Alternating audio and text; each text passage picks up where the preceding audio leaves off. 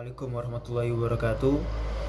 Di sini kami dari kelompok 7 yang mana beranggotakan Gesang, Zulfi, dan juga saya Asram Pratama dengan judul yaitu komunikasi nonverbal dan praktiknya.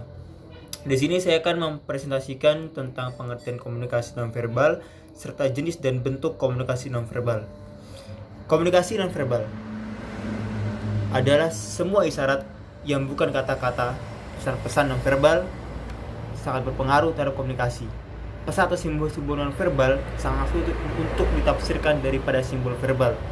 Komunikasi nonverbal jauh lebih banyak dipakai daripada komunikasi verbal. Komunikasi nonverbal bersifat tetap dan selalu ada. Jadi pada dasarnya menurut saya sendiri bahwasanya komunikasi nonverbal ialah bahasa isyarat yang mana tidak menggunakan kata-kata.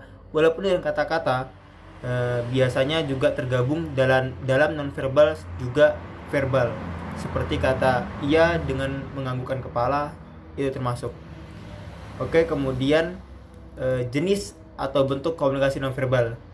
Ada beberapa jenis atau bentuk dari komunikasi nonverbal, diantaranya sentuhan, gerakan tubuh, vokalik, kronemik, komunikasi objek. Baik, saya akan menjelaskan yang pertama yaitu sentuhan. Sentuhan dapat termasuk bersalaman, berciuman, sentuhan di punggung, mengelus, pukulan, dan lain-lain. Di sini yang itu disebut nonverbal, jadi tanpa kata-kata ya. Biasanya kalau misalnya kita mukul teman kita atau enggak kita bersalaman dengan orang, itu menandakan bahwasanya kita berteman dengan dia. Kemudian gerakan tubuh. Dalam komunikasi nonverbal, gerakan tubuh meliputi kontak mata, ekspresi wajah, dan sikap tubuh. Gerakan tubuh biasanya digunakan untuk menggantikan suatu kata atau frasa, misalnya untuk mengatakan iya atau melestarikan atau menunjukkan sesuatu, menunjukkan perasaan. Kemudian vokalik. Vokalik ini adalah unsur nonverbal dalam suatu ucapan, cara berbicara. Contohnya adalah nada bicara, nada suara, keras atau lemahnya suara, kecepatan berbicara, kualitas suara, intonasi, dan lain. Jadi yang pada dasarnya vokalik ini mungkin lebih pada budaya ya, karena materinya juga yaitu komunikasi antar budaya. Di sini menunjukkan bahwa vokalik ini juga termasuk dalam budaya. Misalkan orang Jawa dan orang Surabaya adanya pasti beda ya kan? Ya seperti itulah teman-teman. Kemudian kronemik. Kronemik ialah bidang yang pelajari penggunaan waktu dalam komunikasi nonverbal. Penggunaan waktu dalam komunikasi nonverbal meliputi durasi yang dianggap cocok bagi suatu aktivitas.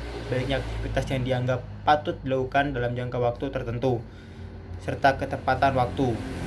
Kemudian yang kelima, komunikasi objek penggunaan. Komunikasi objek yang paling sering adalah penggunaan pakaian. Orang sering dinilai dari jenis pakaian digunakannya, walaupun ini termasuk bentuk penilaian terhadap seorang hanya berdasarkan persepsi. Seperti contohnya ini orang kantor pakai jas, kemudian yang pakai batik berarti dia budaya. Itulah permannya.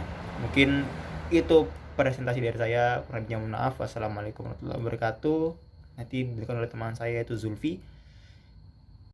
Baik, di sini saya akan menjelaskan tentang pembahasan yang ketiga, yaitu tentang fungsi komunikasi nonverbal.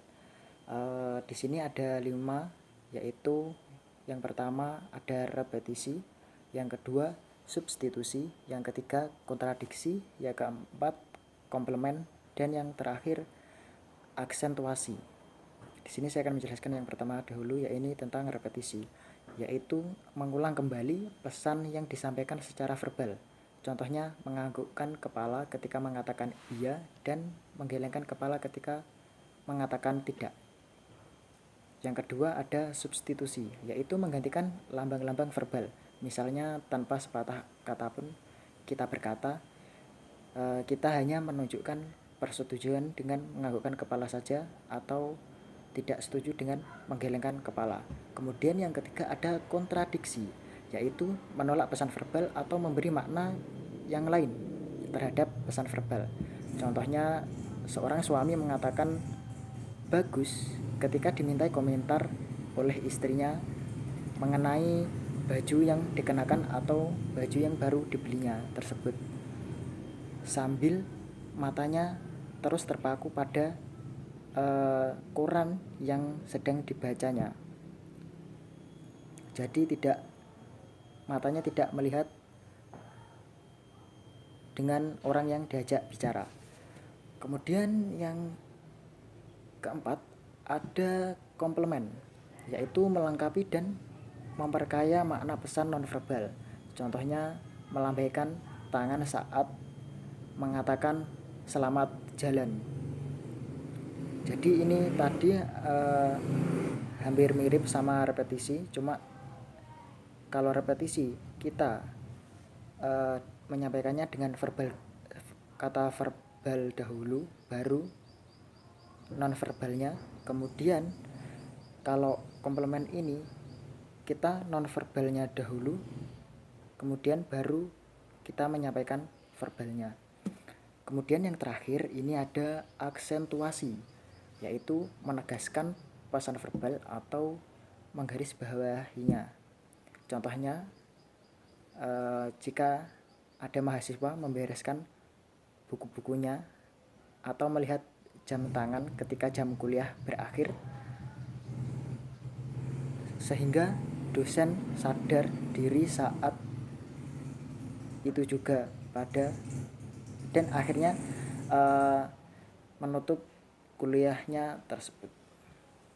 Kemudian di sini ada pembahasan yang keempat, ada klasifikasi komunikasi nonverbal. Pesan yang dihasilkan dari setiap kategori tidak berdiri sendiri, namun ada bersamaan dengan pesan dari kategori yang lain seperti pesan verbal, konteks, dan manusia sebagai penerima pesan. Banyak klasifikasi mengkategorikan pesan nonverbal menjadi dua kelompok, yaitu yang pertama pesan nonverbal yang dihasilkan oleh tubuh, misalnya melambaikan tangan, berkedip, menganggukkan kepala, dan sebagainya. Kemudian yang kedua pesan nonverbal yang tidak dihasilkan oleh tubuh, misalnya pakaian yang menunjukkan suatu identitas seseorang. Oke, di sini saya akan melanjutkan dari penjelasan dari teman saya yang sebelumnya. Oke, bab selanjutnya yaitu perbedaan komunikasi verbal dan nonverbal. Di sini cenderung kurang dilakukan dengan sengaja dan kurang halus dibandingkan dengan komunikasi verbal. Nah, seperti halnya ketika seseorang memanggil orang lain tanpa tahu namanya dan secara spontan menepuk bagian tubuh orang yang kita maksud tersebut. Nah, sedangkan komunikasi verbal yaitu menggunakan lisan dan tulisan. Oke, kita sampai di kesimpulan, yaitu pada dasarnya komunikasi nonverbal merupakan hal yang sangat penting dalam pembelajaran komunikasi antar budaya, karena orang-orang menilai orang lain berdasarkan perilaku nonverbalnya. Menggunakan pesan nonverbal untuk memberikan kesan dan menggunakan pesan nonverbal untuk mengatur interaksi. Komunikasi nonverbal memiliki 5 fungsi, yaitu mengulangi, melengkapi,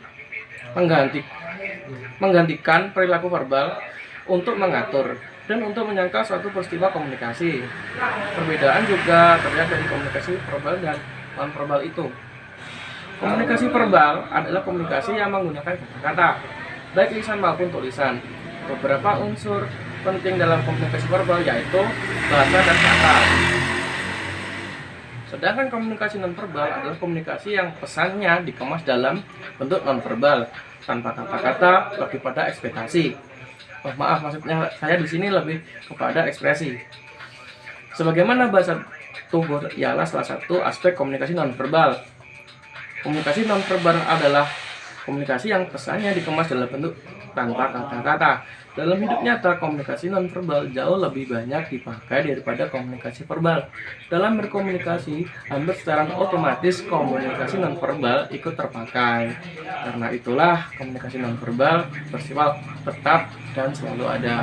Nah, terima kasih telah mendengarkan podcast dari kelompok kami. Bila maaf kata ataupun bising, ya sama maaf. Wassalamualaikum warahmatullahi wabarakatuh.